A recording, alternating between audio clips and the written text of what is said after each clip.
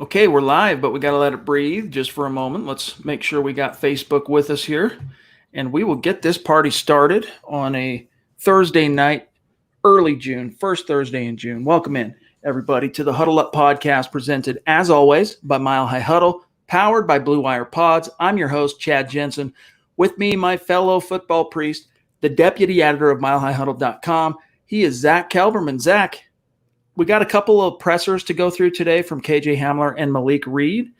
But for the most part, nothing earth-shattering, no huge news, but some really interesting things that KJ Hamler had to say about the quarterback situation, about his health, that are worth our time, that we're going to break down tonight. Plus, of course, Mile High Mailbag night. How you doing, bro?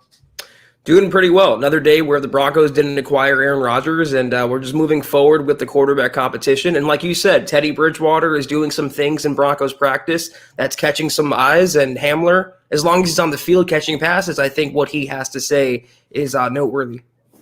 Hey, real quick, shout out Muhammad jumping in, bona fide superstar. He's got his profile pic, rocking the trucker hat, rocking the hoodie like a boss. Love you, bro. Mile High salute right back to you. Hope little Malik's doing well. I can tell you my Theo is doing really well. So good to see you. Appreciate the support, bro. Thanks for getting in early. Good to see you, Mo, as always. So let's get to a couple interesting things about the KJ Hamler presser today. First and foremost, what's up, Sam Bam? Good to see you. Is he hasn't really been practicing, right? That was one of the big concerns and one of the things we saw on Tuesday when the Broncos got out there. KJ Hamler chilling on the sideline. Chilling's not the right word, but not participating, working with trainers, stretching. We find out after the practice, Zach, that he, in fact, has another hamstring that he's tweaked. And I found it ironic today that he said, kind of joking, I had never had hamstring problems till I landed in Denver. Beg to differ on that, but nevertheless, how concerned are you? And then I want to get to his comment on the hamstring, that he's already kind of suffering from this again when he missed 3-4 games last year because of that hammy. Yeah, KJ Hamler is hamstrung by his hamstring, Chad, and it seems like it's an ongoing theme. And this is one of the issues with when soft tissue injuries, especially hamstrings. Not only do they take forever to recover from, they are so easily aggravated. If you one false move, 1 day less of rehab that you should take, it could set you back months. And I don't want to speculate that he suffered the same injury or aggravation of last year. It could be where the players were off for many months in a row, many weeks, and they're coming back to action. And these things happen. It's part of football. Injuries do pile up. But like he said, you question the veracity of what he said. A little more credence led to the Broncos training staff, lower body injury, soft tissue injury. It's an ongoing theme each and every year. It's only June 3rd. I'm not freaking out about it right now. September 3rd, October 3rd, if it's still ongoing, then yeah, we'll push the panic button. And that was basically his takeaway here, or the message he had for fans is, look, it's only OTAs. Here's what he said, quote, with the hamstring situation, I'm good. It's OTAs in the offseason. So I'm just trying to keep stuff limited for me. I've been running really well, getting back to the climbing and the altitude and getting back in action. I'm fine, though. And then he went on to say about how he's prepared during the offseason in advance of his second year. Quote, I definitely feel the difference in my body. I'm just trying to stay durable. I did a lot of single arm and single leg stuff, more body control things, and band work for my hips just to get my body up to par. I know last year I played at 170 pounds. I'm 181 right now. And in fact, Zach, I think that's something Jerry Jeudy opined about earlier this week, that he's bigger, right? I feel better. I feel stronger. I feel faster, just trying to improve every day. And then one last thing before I serve this back over to you on what he's going to do, really. I mean, durability is the key for Hamler. We know that if he's on the field, he's going to be a threat. He can make an impact. What he's done to improve his durability, I've been doing a lot of that single leg stuff, deadlifts. You have to mix up the explosion part with the strength. I haven't had a flare or anything of that nature. I was just telling Coach Zach Azani, I've never had hamstring problems till I came here. I have to focus on those things. There might be things around it that really cause it. It might be my hips, my glutes, or groin. I'm still trying to figure out and learn the different ways of trying to keep the different body parts healthy, because when I'm healthy, I think I can bring a big impact to this team. Close quote. He was healthy for big chunks of last year. He wasn't utilized at all. So I hope, God willing, 100% health, he's used as he should be. And it seems like he gained 11 pounds, if my math is correct. I hope the 11 pounds doesn't subtract from his speed, because I want him to be more durable. I want him to be on the field. But his main draw, the biggest asset he has, is his speed. And I hope it doesn't slow him down at all. But maybe this is a preemptive move to take more punts, to field more special teams opportunities. He's putting on some more muscle mass. Anything to stay healthier. I just think it's an ongoing theme, Chad. Broncos fans don't want to talk about it. Broncos media doesn't want to raise the question. But this is now, 3 years in a row, continual lower body and soft tissue injuries. It's a concern. It's a concern. All right, one last thing, then we'll get to some matters of business, see what's on your mind. We're excited, guys. Tonight, of course, the Mile High Mailbag. We are your football priests each and every week. We're here to offer you the absolution and answers to your burning Broncos questions. And we're going to get to those here in just a moment. And we're going to be as comprehensive and democratic as possible, try to get to any and all questions within our hour of time allotment. But real quick, Zach, what turned my ear was what it's like, first and foremost, the subject of, catching passes from two QBs splitting reps. Quote, and this is something, of course, Jerry Jeudy addressed a couple days ago. Interesting to hear how Hamler kind of explained this. Quote, I think the biggest thing for the wide receiver group is we're learning. Teddy is more of a timing thrower and things of that nature. Drew is a gunslinger. Both are doing tremendous, and they both are doing great. Getting to pick both those guys' brain from a vet, and Drew going into his third year, still learning. We're all still learning. Just to pick Teddy's brain and pick Drew's brain is pretty cool. We always get extra throws with both of them after practice just to get the timing right. There's competition everywhere. I'm glad we have both of them on the team, and both of them are looking great. I think that's the best part. Everybody competes and keeps striving, close quote. So, Zach, to me, we'll get to the second quote here in a minute, but to me, what this really does a decent job of indirectly illustrating is the way players view Teddy Bridgewater.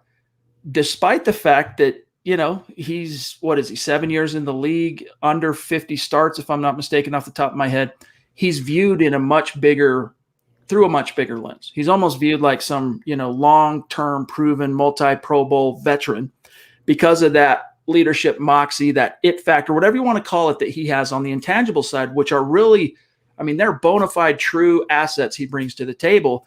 To hear that Hamler is going to him, learning, and of course the distinction between the timing guy, Zach, and the gunslinger. And that is my central issue with this whole quarterback competition dragging on deep into August, deep into preseason. If one's a timing quarterback, that means the receivers he's throwing to, which happen to be the Broncos starting receivers, if they're trained to turn at a certain time, to run this route instead of that route, to form that chemistry with Teddy Bridgewater, what happens if Teddy doesn't win the job? And then Drew, and they don't have any of the same timing, they don't have any of the same rhythm, any of the same chemistry, so they're going to have to relearn and retrain themselves on the fly. I understand what Hamler's saying there, and I like the fact that Bridgewater so far is proving to be some sort of veteran resource for the receivers, for the quarterbacks, for the entire offense, but that is my concern with the quarterback competition, not nailing down that continuity and the chemistry with one singular quarterback working with the first string.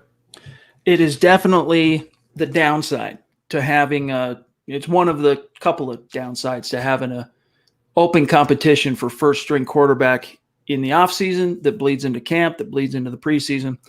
All right, one other thing, and then we'll get to some matters of business and get to the chat. On what Hamler, because he talked about learning, right? Picking the brain of Teddy, he almost like threw Drew in there just to keep it balanced, but this was more about picking Teddy's brain, right? Because Teddy's the big veteran in his mind. So what has he learned from Bridgewater? What has he learned from Locke? Quote, when I go to Teddy, this is my first year throwing with Teddy. It's me asking, how do you like this route? Is it timing for you? How many steps are you taking? And do I need to speed it up? He just gives me his feedback on what he likes, and I get the same from Drew. They're two different quarterbacks, but at the same time, they're both great players. Just trying to be on point with them so we all can have chemistry with both of them. We don't know what's going to happen, talking about what the future holds at quarterback, but I'm glad they are both on the team. Those guys are both dropping dimes and throwing everywhere. Both of them doing really good. Just being a student of the game is KJ and learning, close quote. Zach, what do you take from that? I take it's June 3rd and it's OTAs and it's a new quarterback with the incumbent competing, and it's the same ho-hum quarterback competition and practices that you'd see in the early summer. I like that. They feel confident, at least Hamler does, that he can succeed and he can get that chemistry down with whoever's a quarterback. But my personal feeling is just have one guy and have that guy with the ones and train. If it's going to be Locke, if that's the direction they want to go, then have Hamler learn first what Locke wants to do. Learn to catch Locke's passes, learn to run Locke's timing routes. I want to see that materialize before they try to double down with another quarterback. So nothing overly negative, nothing overly positive. June 3rd.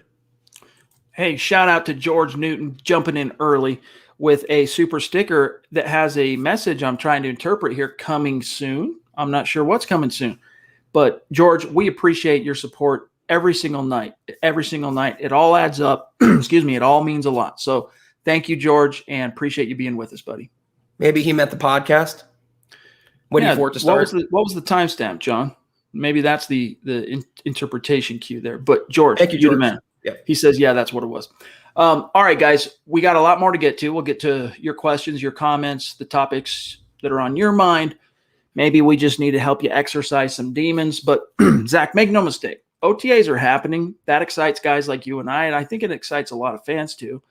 But we are officially in the dog days of the NFL summer. June traditionally is the dead period. Even though there's things happening, OTAs, we're going to get mandatory minicamp. But fans traditionally at this point on the calendar, they tune out. They start tuning out. You can see it right now by our live view count that you and I can see here. It's probably about 3/4 of what it might normally be. I only bring this up not as a negative, but to tell you guys that there's still a lot to analyze. If the Broncos are in the building, it's an important day, especially here at Mile High Huddle. And so whether they're in the building or not, we're going to be here for you guys 7 days a week. The Huddle Up podcast, of course, 4 days a week. If you count what Zach does with Kelberman's Corner, 5 days a week. And we'll get through this summer, and the football season will be here before you know it. But also try and enjoy your summers a little bit, right? Especially after last year, so many people didn't get to really enjoy their summers. So make sure you take time to enjoy that. All right, real quick, guys, connect with us on Twitter at Huddle Up Pod and at Mile High Huddle. Our producer that you lovingly know as Buona Beast. Connect with him on Twitter at John K. MHH. My partner in crime, Zack Kelberman at Kelberman NFL on Twitter. Myself at Chad and Jensen. And if we're talking about connecting on social media, make sure you're following Mile High Huddle on Facebook and the Huddle Up podcast on Facebook. Tonight we'll announce this week's winner of our randomly selected giveaway, a hat, a t-shirt, whatever it might end up being, to one of our great community members, one of our great fans and listeners that are both liking and following the Huddle Up podcast Facebook page. We're going to announce that at the end of the show. But if you want to get in on that, we're doing that every single week, giving away swag to people who are liking and following the Huddle Up podcast Facebook page. Go take care of that, and you're automatically entered into the giveaway each and every week. Easy to find. Either just open up the app, Facebook on your phone, search Huddle Up Podcast, you'll see us. Or there's the link, as you can see on screen, facebook.com/Mile High Huddle Pod. And guys, friendly reminder, become a supporter on Facebook of Mile High Huddle. What you get from that is not only are you supporting the cause, helping to keep the lights on, all right, but you get access to our premium VIP video and podcast content, which, again, starts with Kelberman's Corner every Sunday at noon Mountain Time. And then, of course, the Trickle Zone every Saturday at noon Mountain Time. Zach, as far as I know, you're not planning on deviating from your Sundays, even though we're in the dog days of the NFL summer, are you? No days off, baby. That's how we roll. That's how we roll here. So go over there. You'll see the big blue button on the Mile High Huddle Facebook page. Become a supporter. Click that. You're in like Flynn. If you're watching right now on Facebook, go scroll to the bottom where you would type in your comment. You'll see the little green icon, a little like upside down arrow pointing down. Click that. You'll sign up. I think it's $5 a month. Appreciate you guys. And then also check out the merch store when you get some time. HuddleUpPod.com. Get your swag on. Get a hat. Get a t-shirt. Really goes a long way towards supporting what we're doing here. And we have some really exciting designs dropping hopefully next week. So keep an eye on that. And if you're not in a position, gang, to do those things, it's all good. We're seriously stoked to have you with us. And we appreciate each and every listener and viewer that checks out this show on a daily basis. But just make sure you're subscribed, all right? And check if you're on YouTube especially, click the notification bell so you get updated every time we got content or if we're going live.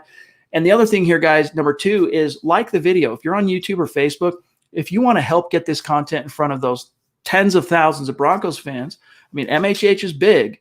We cover a lot of ground, but not everyone knows we're out here. So if you want to help us grow and reach those Broncos fans that are like you, but they're wandering the desert, they could use this community. They could use the brotherhood, the sisterhood of what we're doing here at MHH. Liking this video, if you're on YouTube or Facebook, gets us a lot closer to those very people. And if you're not, even if you don't dig what we're doing every day, or you don't agree with every single take I have or that Zach has, but you respect the effort, number 3 is the number one way to guarantee this show can continue to grow. And that is share it out there on your social media. Help us reach those Broncos fans.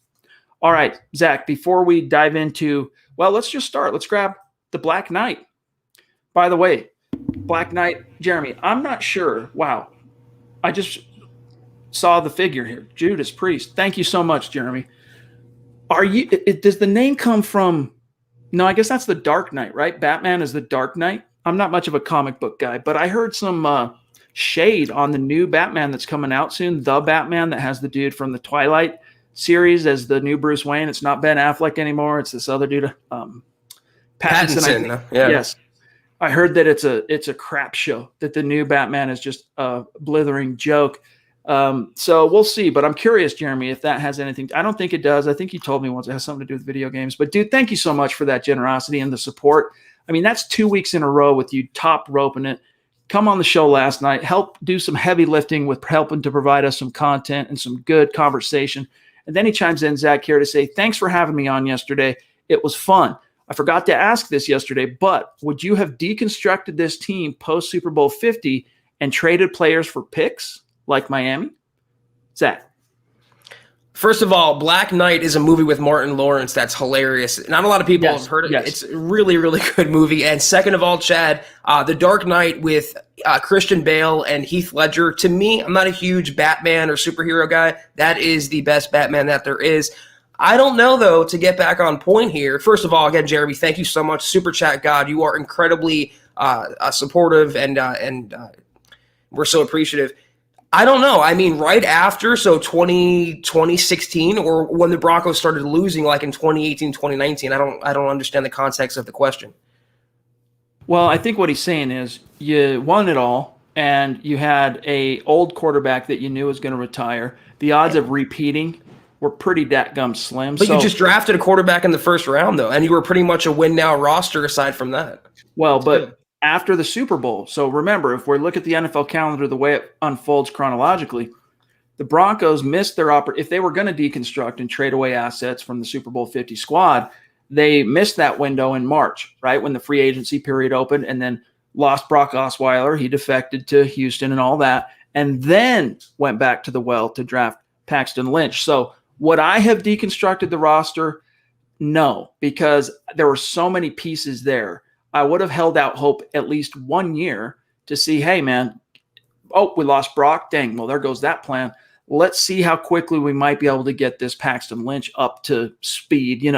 Assuming I made the exact same drafting decisions that John Elway did, I don't think I would have done it out of the gates. But as it became, Zach, increasingly obvious that we weren't going to be pushing anybody, regardless of how many dogs we had on defense, yeah, I probably would have started looking at shopping a few guys.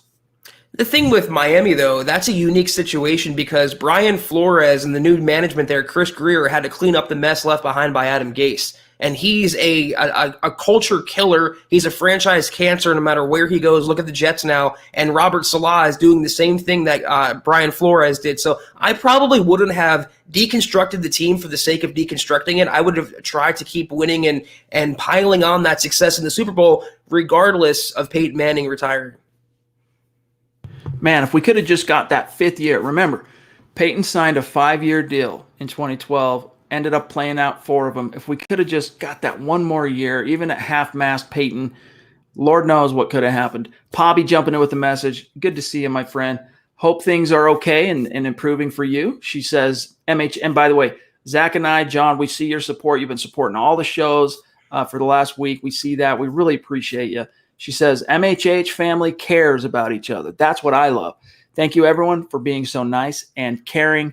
And Pobby, that warms our heart to hear that. We really love the connections, right, that are being forged in the community. So glad to have you with us tonight, and it brightens our show.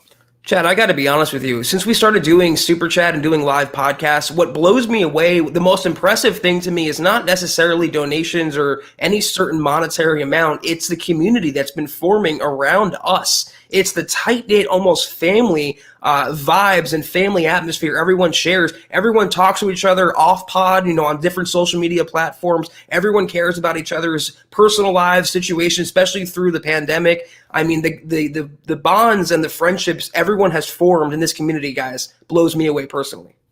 Yes, and I know, look, we'd like to pretend that was a planned thing. I mean, we've always prioritized community. We've always tried to cultivate that on the written side with our old forums back on the scout.com and 24/7 days. YouTube, it just became a whole different animal, and we love to see it. We love to see it. And here's Pobby showing that love. Very generous, very generous. And again, hope things are improving on your end. All I can tell you is we just love having you back. And so welcome. Thank you. Appreciate you. Jeremy says there, grab Jeremy again. He says, I consider the community as a brotherhood. We love hearing that. Really, that makes us, I mean, like Zach said, take sponsors out of it, take super chats out of it, take revenue out of it. That's honestly what keeps us coming back every single night, are the relationships, the connections we have with you guys, the chat, the community. So love you guys, Pobby. Love you. Yeah, and that's not to say that when we see this level of generosity, we're not blown away, because Pobby and everyone out there, every single person who donates, it doesn't matter if it's a penny or what Pobby donates or Jeremy, anyone out there, we are so blown away and so touched and so humble, seriously so humble for everyone's support. Thank you, Pobby. Thank you, everyone. And it motivates us to keep, not just keep going, but buckle down and come up with new ideas and dedicate more and more of our creative time and energies into making these shows better, creating additional shows. And we got a lot of that coming down the pike. In fact, with the 2021 season rolling around here in a couple of months, we got some really cool plans that are new little tweaks to what we're going to be doing that will be unfolding as we get there. So love each and every one of you. And Pobby, seriously, thank you so much, my friend. Shout out to Todd Ostendorf jumping in early saying he can't watch live, but he wants to shout out his fellow Bronco maniacs and Buona Beast in particular. So he says, what's up, brother? But appreciate you, my friend. All right, let me see here. I want to be let me see what kind of comments and topics are on everybody's mind here. Whoop, John, the stream just jumped me. So I'll tell you real quick. Yeah, Tanner. We got Tanner. What's up, Tanner? Good to see you, bro. Thank you for the support as always. He says, I'm just showing some love. I've been recovering from getting my wisdom teeth removed. I'll be back to being consistent soon. Man, Godspeed in that recovery, my friend. I remember when I got mine out. Zach, did you get your wisdom teeth out? Mm-mm. Not everyone does. Everyone's jaws or whatever, the way the teeth grow are a little bit different. But I did get mine out when I was 19 or 20, something like that. And all I can remember is being down for the count, whatever medicine they gave me and everything, 2 days. And then I'm like, start coming out of it. Man, no fun at all. So Tanner, keep a stiff upper lip, man, and we're just glad to have you with us tonight, but focus on getting better. Yeah, Tanner, hope the ice cream's good, and appreciate your support. Thank you. Yeah, catch some Z's, man. Catch some Z's. D Brown, what's up, D? He wants to know, does MHH merch ship to Canada? You bet your bottom dollar it does, my friend. It sure does. Yep, HuddleUpPod.com. Get yours, D. Huddle Up Pod. Real quick here, Seth Harmon in the house. What up, dude? Good to see you. He says, how much time do you think Baron Browning will see on the field this year? Zach, is there look, I talk to people around the league, and the view of Josie Jewell and Alexander Johnson is significantly better than a lot of, fans, really, their perception of them. They're not big splash guys. AJ was his first year as a starter in 2019 with Vic. But last year, you didn't really see as many of those splash plays. And so when those splash plays aren't happening, Zach, some fans, not all, I don't want to paint with too broad of strokes, but some fans, they just assume that they're not carrying their water. And we all know that if they lack anything, it's coverage chops. But they're a lot more dug in, I think, than people realize. And Justin Sternad, Baron Browning, they are going to push this thing, but they were more preemptive kind of selections because you got Josie in a contract year and AJ in a contract year. Can't make the club from the tub, though. And I know he will make the club, but he won't see the field from the tub. And that's exactly what's going to be the case for Baron Browning. He has a lower leg injury, apparently, Chad. And he suffered it in the first batch of rookie OTAs and rookie practices, and he's still hurt. And Fangio doesn't really know what's what. It's still ongoing. Hopefully he'll be okay for training camp. No worries there. As long as he stays healthy, though, I think he's the future at ILB. He's the new generation's version of an inside linebacker in today's NFL. And considering the Broncos run nickel and dime packages and sub packages so often, he's going to see extensive snaps. It's really to phase Josie Jewell out of the defense more so than AJ Johnson. But at least initially, you might see full-time snaps from them, and then they slowly but surely weaned Baron Browning into the fold. By midseason, he should be seeing 80%, if not 100% of snaps at inside linebacker. I'm excited about Baron Browning. I'm almost as excited about getting Justin Sternad back. I think he's going to be a stud. But in both their cases, right, as you said, Zach, can't make the club from the tub. I think Baron Browning is guaranteed a spot this year. I wouldn't quite go so far with Sternad if he gets hurt again. If he gets hurt again, they might waive him injured and, injury settlement. Catch you later. We got fish to fry, dude. You can't stay healthy. Hopefully that doesn't happen, because I think if he can be on the field, the Broncos can have a special young duo to kind of groom behind Jewell, behind Johnson. Johnson's older than you think. Fans go, oh, well, 2019 is when we really saw – he came to us in 2018, and then he really saw playing time 2019. Well, he was 5 years beyond when he should have been in the NFL because of all his legal trouble he was acquitted of, he was exonerated of. But still, he's older. He's close to 30. And Josie Jewell, not too far behind him. So those guys have an opportunity to push if they can stay healthy. And the thing about Sternad is, I know the Broncos won't operate like this, but I don't even care about him against the run. Just focus on being good in coverage, because you have two good linebackers against the run, inside linebackers anyway. We need help covering tight ends, covering running backs, stopping the Travis Kelce's, stopping the Darren Wallers, and helping the Broncos secondary thrive and letting the front seven get to the quarterback. Michael on Facebook, appreciate you, buddy. He says, good evening, Chad and Zach from Mile High Huddle. I'd like to shout out John K., a.k.a. The Beast, for accepting me as a follower on Twitter. Go Broncos. I know John appreciates that. So much love to you, my friend. Good to see you. All right, let me see here. Here's his actual hold on. Hold Dave just one sec, John, because Michael actually had a topic. Well, maybe not. It's just another one. Thanks for the community in the city of Denver, Broncos country, around the world. All right, appreciate that, brother. All right, Dave from Georgia. It's been a minute. There he is. What's up, Dave? I hope you're doing better, bro. Hope things are improving for you. It's great to have you in the stream. He says, real actual football is only 3.5 months away. Hashtag, where's Aaron? Hashtag, let him hate. Yeah, we don't know, man. We don't know what's up with Aaron, other than Gute Kunst, the GM there in Green Bay, still sticking to his guns that they will not trade Aaron Rodgers. And, as of yesterday is when the window really opened for them to start making deals if they wanted to, because they can alleviate some serious dollars dead cap that they wouldn't have been able to if they had traded him prior to June 1st. I mean, literally, where is Aaron? I'm assuming he's still in Hawaii, climbing mountains, or in California with his fiance, Chad. Where is he figuratively? Not on the Broncos roster, nor will he be, I think, before the 2021 season gets here. R. Powell on YouTube. What's up, man? He says, I've been waiting for this podcast all day. I have a great idea to deal with Kelce, Waller, or any other deadly tight end. Put Patrick Surtain II on them all game. It'll free up the rest of the D.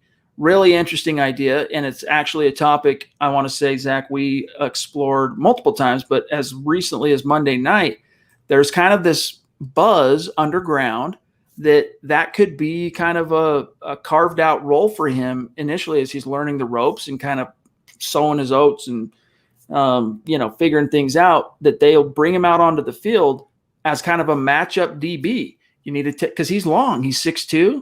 He's strong. He's physical. I think he could do some damage against guys like that.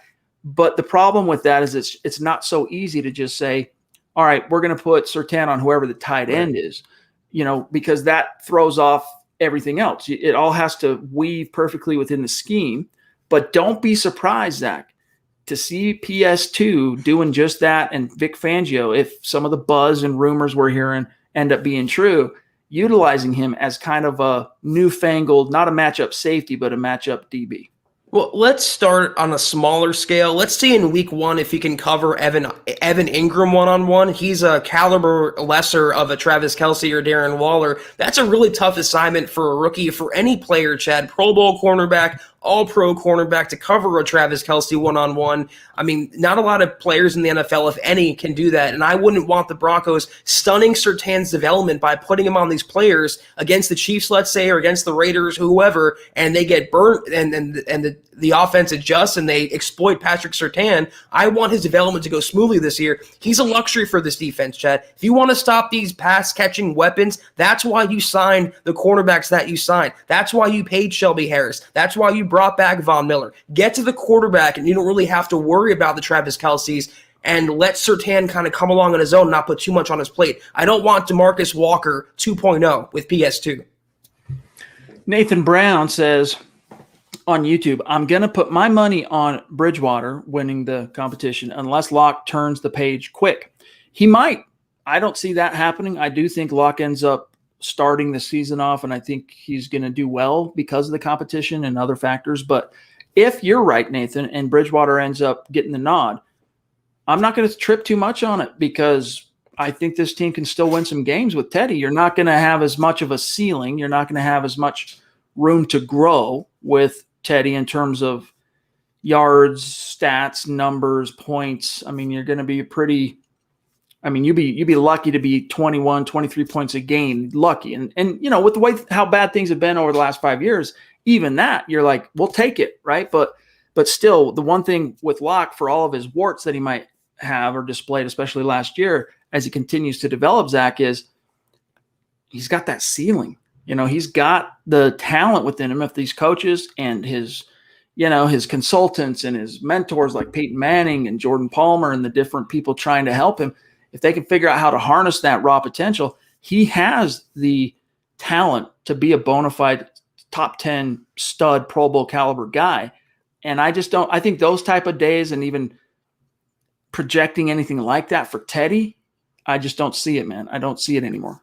Yeah, Nathan, I get that you're not the biggest Locke guy, and it's okay to, think or hope for Bridgewater to win the job. I wouldn't put money on it, though, that the Broncos are going to turn the whole operation over to a quarterback they acquired on the eve of the draft, and not the quarterback they brought back this year and retained the coaching staff for and set up the whole incumbency for in Drew Lock. I mean, you're entitled to your opinion. It's what makes the country so great. My opinion is it's Locke's job to lose unless he gets injured or falls flat on his behind. It's going to be number 3 under center come week 1.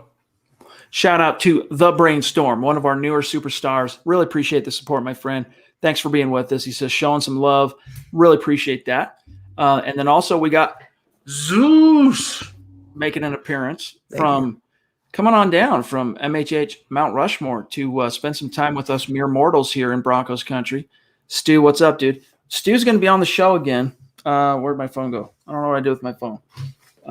But Stu's going to be on the show here in the very near future. We are stoked and looking forward to that.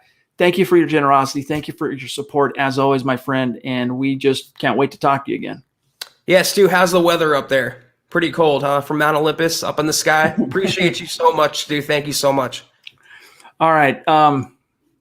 Let me see here. Gary Leeds, thank you for the stars, my friend. Gary's going on like a 17 or 18-week streak of stars, which is Facebook's version of Super Chat. So, Gary, love you, buddy. You're a legend. He says, I'm not favoring either quarterback until we get to the regular training camp where they're going 11 on 11. It's a waste of energy. Smart man, Gary Leeds Palmer is, Chad. I mean, why even? You can be encouraged or you can have bigger hopes coming out of OTAs, but they're voluntary practices. No one's going to think about this. No one's going to remember this or talk about this come the regular season. And even in training camp, there's cause for overreaction. Let the process play out, and I promise you it will be okay. PD Swag jumping in on YouTube. Appreciate you, buddy. He says, love this pod. My favorite Broncos podcast. I appreciate that y'all haven't given in to Locke derangement syndrome. All right. Well, we appreciate you, buddy. Thank you for the kind words. And, I even see other comments here. Why do these two love Drew so much? I think people recoil at us just not trashing him constantly because it's not like we're sitting here trying to tell people, like, look out, here comes Brett Favre part 2, like this isn't the second coming of Patrick Mahomes. We're not saying that, but just because we're not negative about him, I think people interpret that as like the most homerish, orange-colored takes out there. And I'll never give in, Chad, because I got the vaccine for the locked derangement syndrome. It's never going to afflict me at all. And I'm never giving in to the mob or the narrative or becoming a sheep, because we are entitled to our opinions. And we have enough conviction to ride with Drew for however long he deserves that support. And we are the first ones to say, when he doesn't deserve that support, when he's no longer the Broncos quarterback, we will call a spade a spade. We will move on. Kane, hold that thought 1 second, real quick. Kevin, hit the bricks, dude. You don't like it, hit the bricks. All right? Peace out. Kane, what's up, dude? Good to see you. Kane's been very, very, very outgoing on Twitter since you've connected with us, adding us. It reminds me of Vote Moose 80, reminds me of a few other people, great members of our community. They're trying to make sure we're on top of the news and seeing everything. Really appreciate it, Kane. He wants to know, how long do you guys think that the new USFL, in case you guys missed it, the USFL, yes, that pro football league of the 80s that actually did compete with the NFL, taking number 1 draft picks like Jim Kelly, Steve Young, guys like that away from the NFL, it's coming back. So he wants to know, how long do you guys think the new USFL will last this time? Keep up the good work, hashtag state of being. I have no freaking idea. I'm not going to lie. I mean, this is, Zach, so many different organizations and money guys have come together to try and put together a product that will compete with the NFL and pro football. Now, this is going to be spring ball once again. The odds tell us, Zach, the best predictor of future behavior or the best predictor of future outcome is past outcome, that it probably won't be long for the world. But I'm here to tell you, I hope it is. I hope it sticks, because, if we could get even if it ends up being like what we were hoping the XFL could be, some kind of a farm system here in the States for the NFL, that could be a good thing. Yeah, I was going to say, what's the mean here? What's the average existence time for these new leagues? The AAF, the XFL, what's it about? A year, if that, a few months? I don't know about these spring leagues, these minor leagues. It just never caught on in the NFL like it did in baseball, where they have these developmental programs and these new leagues, because the NFL has become a monopoly, Chad. They're not just the biggest fish in football, they're the biggest fish in sports. The NFL is king, and over their dead body, meaning over their money, will they ever let another league come between them and viewership? Here's something interesting, all right? Going back to the USFL in the 80s, that truly was, for a time, competing with the league. And even if it wasn't competing from a revenue perspective, I mean, the NFL in the 80s was not the juggernaut that it is today. But nevertheless, even if they weren't quite competing in the same realm with regard to all the fan eyeballs and all that and the dollars, they were competing with their own dollars with draft picks coming out. So here's how it would shake out. For example, Jim Kelly gets drafted by the Buffalo Bills in 83 by an NFL team. I can't remember the team he signed with or got drafted by at the USFL. Initially chose to take the money with the USFL club because they were offering him more, and he didn't want to play in a cold upstate, New York. Zach, here's a list of some of the names that graced the USFL. Real quick: Sam Mills, Hall of Famer; Kelvin Bryant, Herschel Walker, Bobby Hebert, Jim Kelly, Kit Lathrop, Chuck Fusina, Gary Anderson, Anthony Carter, John Corker, Reggie White, Gary Zimmerman, a Broncos Hall of Famer, Joey Walters, David Greenwood. Let me some of the names that people will more recognize. Doug Flutie, Steve Young. So interesting, but that was then. This is now. Right. The NFL is such a juggernaut. It ain't going to be easy to compete. Listen, I'm all for more football. You put football in front of me, I don't care if it's Pee-wee, I'll watch it. I just think the NFL is not going to let that happen. And the only league that was semi-successful, that had some sort of longevity, remember NFL Europe? That was actually really entertaining. I like watching that, and it actually had a pretty long shelf life, though that was pre the NFL becoming what they are now. And by the way, you guys remember the World League? I loved watching those in the early 90s, late 80s, early 90s. So I'm with Zach. More football, especially pro football. I love it. I mean, I love college too, but pro football, it's a different animal. I hope it works out. I hope they can find a way to coexist. And even though they're going to compete in one sense, the USFL is being smart in that they're going to try and schedule their seasons in the spring, where the NFL's in the fall. They're playing on two opposite ends of the football calendar. So we'll see. Christian, what's up, dude? Appreciate the super chat. Good to see you. He says, what's up, Priest? Just showing some love. Can't wait to have football back. Hashtag state of being and hashtag let them hate. Appreciate you, Christian. You're quickly becoming one of our biggest super chat superstars. Your continued support every day, and we see you and we appreciate you. Sam Bam jumping in. Very generous. Sam Bam. Thanks, buddy. Hey, guys, anything going on with the Broncos ownership situation? Are the Bowling kids supposed to be taken over? It'd be nice for Broncos country to get that resolved. Go Drew Lock. Go Broncos. Last I can remember on this topic, Zach, it was tabled, the trial from Beth Bowen-Wallace and Amy Clemmer. That's going to be in July. So next month, we'll start seeing some movement there. And if it goes as fast as Joe Ellis thinks it will, it'll be resolved quickly. And Brittany Bowen will eventually be installed as the owner, and he and John Elway can ride off into the sunset next spring. We'll see. Isn't there still arbitration, though, from the NFL? Isn't there an arbiter that's involved in the process? I don't pretend to be an expert on all that stuff. I know the first hurdle that has to be overcome here, Zach, is this lawsuit that is coming from two of Bowen's daughters, the two daughters from his first marriage. And it's being kind of co-signed, sponsored by Pat's brother, who was a former minority owner of the Broncos at one point in its history back in the 80s. I can't remember when he sold out. So it has a little bit of weight to it because of that, beyond the fact that these are two of his kids. They got to handle that first. But the one thing, Zach, that kind of clouds this whole situation is our understanding is there's 7 Bowling kids, if I'm not mistaken. Is it 8? That we know of. So, yeah, 7 kids that we know of, and they all have to agree. So even if Beth Bowen-Wallace and Amy Clemmer are vanquished in court and that goes away, that doesn't mean that they're going to suddenly say, okay, we agree, go ahead and give it to our sister Brittany. They might not. Maybe they will, but I don't expect them to, which is why I was a little bit mystified by Joe Ellis back in January saying, I think it's going to be over quickly after the trial, and then, to a point where Brittany can take over and we can kind of bow out by this time next year.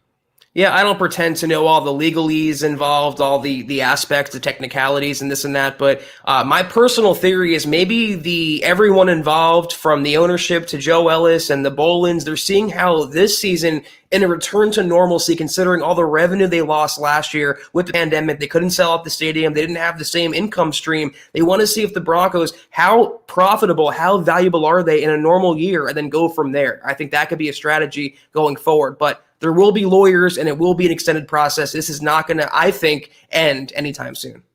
By the way, Travis, we saw your comment about wanting to come on the show. We are planning on doing some cool stuff for supporters, being able to include our supporters on Facebook on the show in the near future. So we'll be reaching out. So just keep it coming, keep being engaged in the conversation each and every day, and we will eventually here be in touch. Michaela, the Dutch, is jumping in every single night. Here she is again. We love you, appreciate you.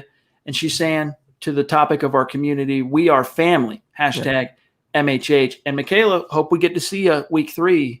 What is it, Zach? September 26th for the home opener against the Jets. We're going to be there. We want to see you. We want to see as many of you as possible. Yeah, and Michaela, you are a big part of the fabric of our community, and you are the Duchess for a reason. So thank you for your support, and we are all family here. It's amazing. Real quick, Jeremy clarifying a question that he asked last night as he was getting out. He says, I messed up the question I asked last night. If the Broncos get off to a slow start, do you think Fangio, Shermer, Tom McMahon get axed by the bye week, or do you think they'll survive to the end of the season?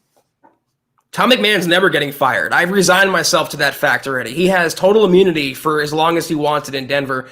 If the Broncos get off to a slow start, no, it would have to be literally a winless or one-win record for them to even considering pulling the plug mid-season. I think they're going to give the coaching staff the entire year, then go from there, evaluate what they want to do. But I still think, barring a playoff berth, it's, Fangio is really on the hot seat this season. All right, real quick, John, for Buona Beast. So I have Jason Christopher at 655, and then the stream did a jump. So let me tell you if and who we need in between there. We need Tom El Greco, and then we're good. So if you can find Tom's talking about OTAs and Teddy and all that stuff. And Dale. There's Dale. What up, Dale? Good to see you, bro.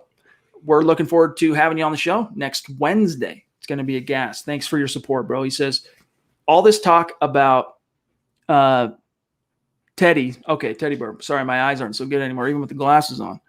Soft throws compared to Locke's darts. What would Elway have said to his receivers if they complained he throws too hard? Buck up, babies. This isn't Little League.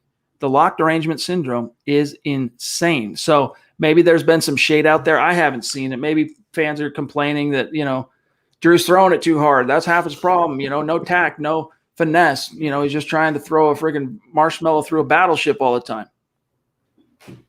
Yeah, I don't care about that. I will say, most of us played at least little, pee-wee or high school football. It's easier to catch floater passes. Some quarterbacks just have an easier ball to catch, and that seems like it's Teddy Bridgewater's, but that's not going to serve him well when he has to fit the ball in a tight window. That's a throw that a quarterback with Locke's arm talent only he can make. Jason Christopher, it's good to see you, brother. Hope you've been well. He says, hey, Priest and Beast, do you think the quarterback competition has secretly created a divide in the locker room? That's actually a good question. And I don't say that because I necessarily think there's credence to the issue, but it's palpable. Teddy Bridgewater's made an impression on people, and I don't necessarily even think it's so much what he's doing with his arm, just his persona has already kind of made an impression. So the only way to nip that in the bud, if you're Drew Lock, is to get out there and perform. This is it for Drew. And Teddy Bridgewater, as I told you guys before, even though we were kind of a little bit yawn, Teddy's coming to Denver. He's no joke in terms of, he's a veteran quarterback, former first-round pick, barely a first-round pick, but a first-round pick nonetheless. He started some games. He has a reputation. He has some juice around the league in terms of his fellow players in the league. So, Drew, the only way to make that a non-issue is to not just do his job, but step up to the plate, rise, meet the expectations, and overcome the obstacle. In terms of a whole locker room divide, we don't know the answer, and we're not going to know the answer until the regular season because everybody right now is 0-0. Everything right now is sunshine and lollipops, and there's optimism reigning supreme on June 3rd. So the quarterback competition doesn't matter for now. But it's when the Broncos hit adversity, that's when I think it'll come out. If they start 0-2, if they start 1-4, and the quarterback who won that battle is struggling, maybe the players will have some, resentment toward the coaching staff for putting the entire team in that position, because if the offense flounders, there's a good chance the entire team's going to flounder. On the other hand, though, what's the one thing that can make it all go away is winning. So as long as the Broncos win this fall, it's not going to matter what competition takes place, how they divvy up the reps, or what quarterback is under center. It's wins and losses, balls and strikes, black and white. Tom up in Canada, proven Broncos country. Not a geographic location. It's a state of being. It's wherever you are, and that's where Tom is.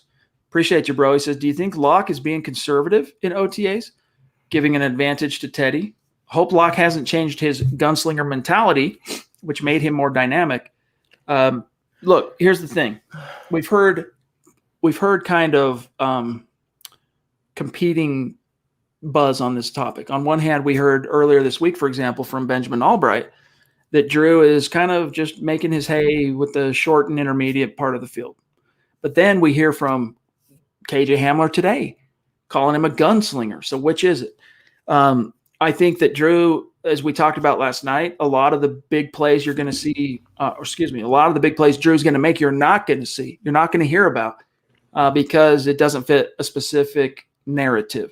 Yet when Teddy, threads a needle with great anticipation, good accuracy for a big play downfield, you're going to see it come out on Twitter from all the beat guys there and all this stuff, and we'll be able to give you a much more up close, direct opinion on this when training camp comes, because we'll have Luke there. Luke Patterson will be there and through the whole 9 yards, and we'll be able to really convey to you exactly how it's unfolding. But for now, we have to, Zach, interpret it through clips and the odd Twitter tweet here and there.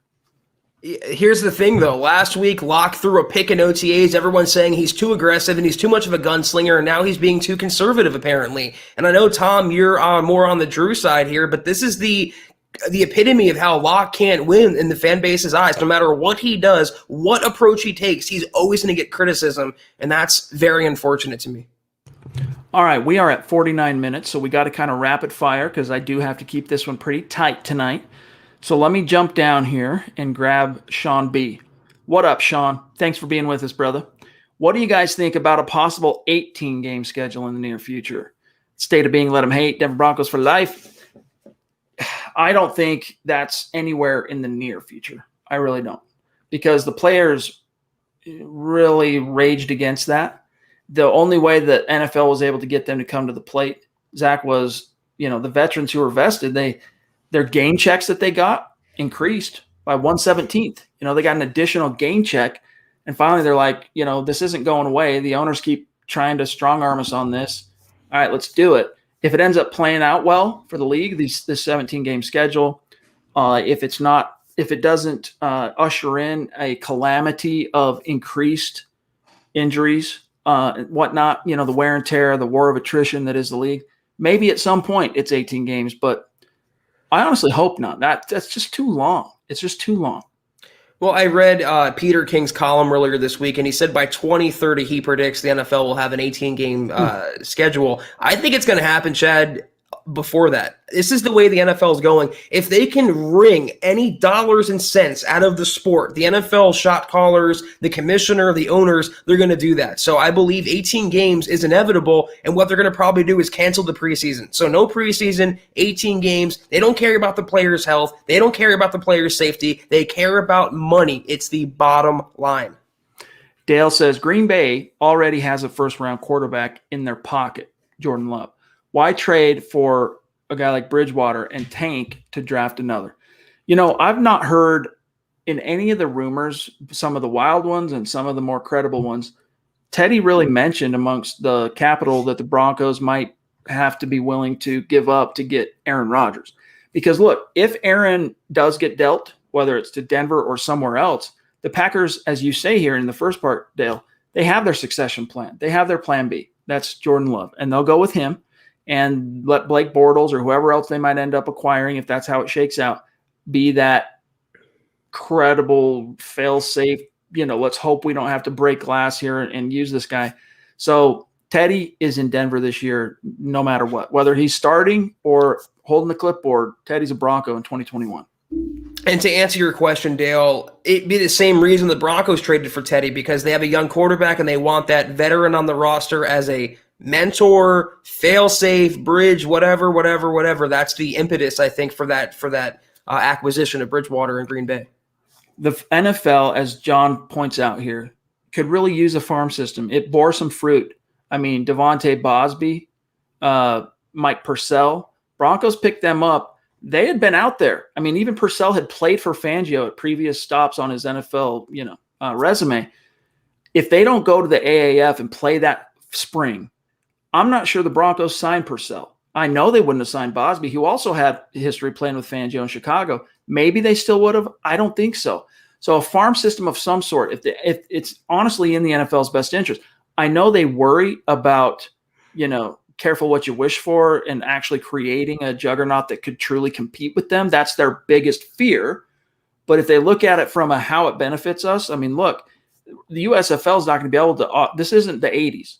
All right. In the 80s, John Elway's $5 million contract as the first overall pick in 1983, which was unprecedented. I mean, you had guys who were multi-year perennial all-pro and pro bowlers weren't even sniffing that kind of money in the 80s, which is one of the reasons Elway drew such ire from veterans like Terry Bradshaw and others. They were jealous. They were resentful that here's a guy that, is refusing to play ball with the Baltimore Colts, with an NFL club, and then the Broncos are going to give him a $5 million contract. I mean, that's peanuts relative to current quarterbacks, even first-round picks. The USFL back then, because we're talking about 80s, the way that what the NFL was then, they could compete monetarily, contractually with players coming out of the draft. Hey, I know the Bills drafted you, Jim. We're going to draft you too. But here's the thing, as you're weighing your decision, we're going to offer you this. It's like the AFL and the NFL. It's the reason why the NFL eventually had to confront the AFL by way of the Super Bowl and then eventually weave them and graft them into the league and become one thing because, they could compete financially, contractually with the players in demand. I don't think the USFL is going to even come close to that anytime in the near future in today's day and age. So if you view it from the NFL's perspective as a farm system that could provide you some gems like Mike Purcell, Devontae Bosby, didn't work out for him in Denver, Bosby, but Purcell just got paid. Does Purcell Zach get that contract, you think, last year if he doesn't play in the AAF that spring? He doesn't, but the NFL, again, doesn't care about player development or players getting their money. The NFL cares about them making their own money and doing what's best for their revenues and their television contracts and their sponsorships and their overlords, whoever they're beholden to. I would love a spring league. I would love a minor league system, but I think the only way it works, because the NFL is such a monopoly, is if they are in control of it. I believe they owned NFL Europe, speaking of that, earlier in the show. So if it's an NFL product, if it's an official NFL entity, then I think it can happen. But if it's an independent owner like a Vince McMahon or Oliver Luck, I believe the commissioner was for XFL, if anyone else is in charge that's not Roger Goodell or the owners there, they're going to try to find a way to 86 it. It's just business. Doug, what's up, dude? Appreciate the super. He says, what's up, Chad and Zach? Just showing some love. Hey, right back at you. We feel the love. Thank you, Doug. Good to see you, buddy. Thank you. And then Dave jumping in again.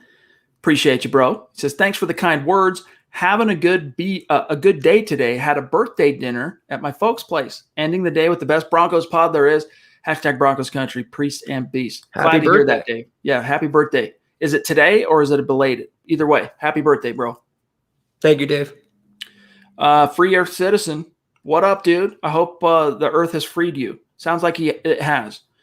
Appreciate you. He says, Arena Bowl 1 in 1987, the Denver Dynamite 45, Pittsburgh Gladiators 16. We got a true pro football historian here. We've omitted Arena Bowl. I mean, Arena Bowl, Colorado Crush, Denver Dynamite, it had its day in the sun temporarily. It was a different product. The NFL never really felt too threatened, I think, by the AFL for whatever, or Arena League for whatever reason. But then it went away. It went the way of the Buffalo too. So yeah, we got a Arena Bowl or Arena League historian here, Zach. It's a shame because I was the biggest Dynamite fan. All right. Travis, got you, buddy. I didn't know you were in enemy territory. That's no fun, but a lot of people are. Just got to hold down the fort. Couple more and we got to go. Victor, thank you for that very generous super chat. My friend, he says, I'm watching you guys while working. You are the greatest. Where do you guys think Michael Ojemudia will line up? Let him hate. Good question. I think he makes the club this year for sure. He's a third-round pick 1 year removed, but he's definitely been pushed down the depth chart. And that's not the worst thing. If you're if your fifth best corner, Zach, is Michael Ojemudia, exactly. That's pretty encouraging because even though he had some ups and downs last year, it was more ups. Like he exceeded my expectations as a rookie last year. And even though it wasn't always pretty. So where does he end up? He ends up we heard from Vic, they're going to try and cross-train him a little bit this summer and trying to teach him the nickel role and just see how he might do at nickel. But I think at the end of the day, he's going to be your backup number 2 corner. So if it ends up being Darby that's the number 2, he'll be Darby's backup if he gets hurt and so forth. Even if he's the number 4 guy on the depth chart, which he could be number 5, it's still a huge difference from being cornerback 2 as he was last year, or even cornerback 1 at certain points. The Broncos secondary was so riddled by injury. It was a bad situation, and he wasn't up to that task. He's not there just yet. But I fully want to echo what you're saying. If he can be your cornerback 4, if Ojemudia, a former third-round pick, can be your cornerback 4, cornerback 5, and you have Surtain and Kyle Fuller and Bryce Callahan ahead of them, that's a good situation. Wave Hog Channel. Newer name with us here in the chat on YouTube. Thanks for being with us. He says, I live in Northern California, and I witnessed Alex Smith get similar treatment from Niners fans to what Drew's getting from Broncos fans. Very interesting. That was a very unique situation, Zach, in that, number 1 pick definitely sucked his first 5, 6, 7, 8 years. Well, when did Harbaugh get there? 11? Had a few flashes, but 5, 6, 7, 8, 9, 10, 11. So his 7th year, he starts having some success. Most NFL teams, and he signed an extension in between there, at least 1, might have been 2 actually. Most NFL teams nowadays, they're not holding on to their first-round pick that doesn't meet expectations that long. And he ended up, in many ways, kind of getting the last laugh on his haters. He didn't finish his career with the Niners, but he ended up leading the team to the playoffs in 11, helped put them in position to make the Super Bowl in 2012. Colin Kaepernick had to kind of carry the torch the second half of that season. But still, and then he went on to have great success with Kansas City, going to the playoffs. Every year he was the starter. So, that's a cautionary tale for fans, but it's also a good example here why you don't want to crucify a kid too early. You don't know what the future holds. And then even when he suffered that catastrophic leg injury, the same critics and the same fans and the same people out there wrote him off completely. He'll never play again. He'll never walk again. And he came back the next year and helped lead Washington to a division title. So if I understand a lot of quarterbacks out there, they face this scrutiny, they face this criticism. I just haven't seen it up close from this vantage point of a Broncos quarterback facing such intense and ongoing and repeated just destruction of his character professionally and personally. It's eye-opening to me. Very much so. All right, last super chat, last one for tonight, and then we got to go. Christian again. Thanks, buddy. Thank you. He says, coming from a bona fide superstar spot. Get those thumbs up. Love this community. Hashtag state of being. Let them hate. Appreciate you, my friend. And yes, guys, if you are on YouTube and Facebook in particular, make sure you give it a like. Even if you're only able to be with us for 2 minutes tonight, or you watch 2 minutes and you come back and watch the rest later, just get that like in. Very, very helpful for us. All right. All right. Last thing here, Zach, we got to say a shout out, give a shout out, that is, to our superstar supporters on Facebook. I'm just pulling it up right now, and we will have to dip on out of here. John, I don't know if you can. For some reason, it's not letting me click Christian off the screen. I don't know what's going on there, but let me grab these awesome folks here. Gary Leeds Palmer, you're a legend. Randy Jones, you're a legend. And it's also cool to be connected with you, Randy, on Twitter. Travis, legend. Wish you were on Twitter. Dave, legend. Know you're on Twitter. So Dave, a guy I got to give some special love to here, Zach, because he supports us on Facebook as a subscriber, super support, stars. He'll hop on over to YouTube like he did earlier this week, give a super chat. He'll get onto Twitch, make sure we got some activity going on Twitch. This dude is down for MHH and the Huddle Up podcast, and we really appreciate you. Yeah, thank you so much to all of you guys. And Dave, you are on KK, on Twitter, on here, all the podcasts. You are a super supporter in the very literal sense, and we appreciate and acknowledge you. Thank you. All right, guys, we got to go for now, but look, the Huddle Up podcast does not return until Sunday night, 6 p.m. Mountain, 8 p.m. Eastern, but you will get the chance to hear from Zack Kelberman Sunday at noon if you're a supporter of Facebook, of MHH on Facebook. So make sure you take care of that between now and then. Head on over to the Mile High Huddle Facebook page, big blue button, click that. You get Kelberman's Corner Sunday, and even before that, you get the Trickle Zone Saturday. Eric is coming back. We'll have his show on Saturday. So another way to support what we're doing and get access to that content. More really exciting rollouts we have coming down the pike for content, including YouTube very, very soon. New swag, new merch, new shows we're unfolding. It's going to be a great year. We're going to do our MHH tent, our meet and greet live podcast on September 26th in the Empower Field and Mile High parking lot. It's going to be fun. I mean, guys, we can't wait. We can't wait. We're seriously just counting the minutes until we actually get to the fall, but still a lot of fish to fry, Zach, between now and then. Got many competitions shaking out in OTAs and training camp, and we're going to be here to break down every little storyline, every little development. But with that, dude, have a great weekend, bro, and sign us on out of here. You too. Real quick, a quick plug. You talk about the positional battles. Last episode of KK last Sunday, I gave a little preview of the many roster competitions throughout the Broncos team right now, heading into training camp later this summer, and I gave my projected winners. So I promise you guys it's great content every Sunday at noon. Me and Kim Becker, a little different, but hot takes that hold water. I promise you it's worth it. Be sure to subscribe if you can. And tomorrow, Chad, quick little shout out to DVDD, Dove Valley Deep Divers, episode number 100. Tomorrow night, I want to give a quick plug to them, 8 o'clock Eastern, 6 o'clock Mountain. Be there. From what I understand, Chad, it's going to be a big party, a lot going on. I think Lance is going to get a little into it. So that's what I've heard so far. Yes. I don't know exactly all the details what they got planned, but it's a very special milestone. I mean, any podcast that can make it to 100 episodes, you're doing something right, and it's worthy of celebration. So we look forward to seeing what they have in store. Don't miss that, guys. Tomorrow night, 6 p.m. Mountain, 8 p.m. Eastern, Dove Valley Deep Divers. But yeah, guys, we're out of here till Sunday. Be sure to follow Chad on Twitter at Chad N. Jensen. You can follow myself on Twitter at Kelberman NFL. You can follow our producer at John K. MHH. Be sure to follow the main account at Huddle Up Pod. Also, Mile High Huddle for all your Broncos news, analysis, breakdowns, etc., etc., etc. Again, guys, go to the store, huddleuppod.com. Get your swag. You can see Chad rocking a hat right there. There's all different products for you. More coming soon. I promise you'll love it. Become a supporter again on Facebook, facebook.com/Mile High Huddle. Become a supporter. Big blue button. Can't miss it. I promise you it's worth it. Can't do that. Again, totally understand. 3 things we ask and beg of you. Subscribe, like, and share. Helps us out more than you know. Sorry, I've done that to you twice now this week. I almost forgot. We got to announce the winner of the swag giveaway for the Huddle Up Podcast Facebook page. Let me pull up the document where I have this information, and we will dip on out of here for tonight. It's being slow, so bear with me 1 second. I don't know why it's being slow, but let me try to reload this. Stand by 1 second.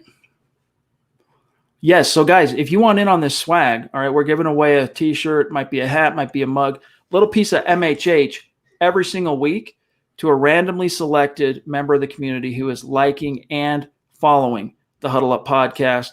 And for some reason, this page does not want to load for me. So here it is. Gary Grant. Gary Grant, come on down. Gary with a G, Grant with a G. You're the winner this week, Gary Grant. So claim your prize by just simply emailing us, milehighhuddle@gmail.com. We'll want, I'm not sure what it is, if it's a shirt or a hat this time, but just be sure we need your shipping address and your T-shirt size just in case. Congrats, Gary Grant.